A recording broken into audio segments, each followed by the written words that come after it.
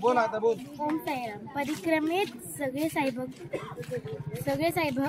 परिक्रमा करतात, तर त्यांनी खूप बरं वाटतं। सकाळी सकाळी बाहेर निघतो, शारीरिक व्यायाम पण होतो आणि आम्ही इथे सगळे केळे वाटतो। त्यांनी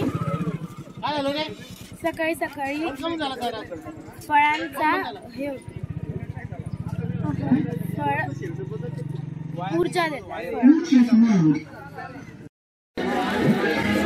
साईराम, आज शिर्डीमध्ये साई परिक्रमा होत आहे आणि त्या परिक्रमेमध्ये लाखो साईभक्त साईबाबांच्या परिक्रमात सामील झालेले आहेत।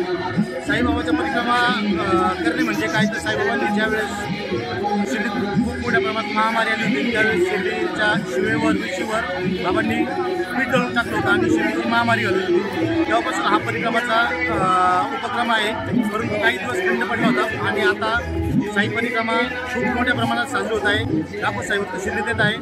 शिर्डीतील खूप साईभक्त, शिर्डी ग्रामवासी, clean and clean Shirdi, Shirdi Nagar panchayat, Shirdi police station आणि सरकारी सर्व अधिकारी लोक आज परिक्रमात सामील झालेले आहेत आणि त्या निमित्ताने आम्ही सर्व दिलीप मामा गोंदकर,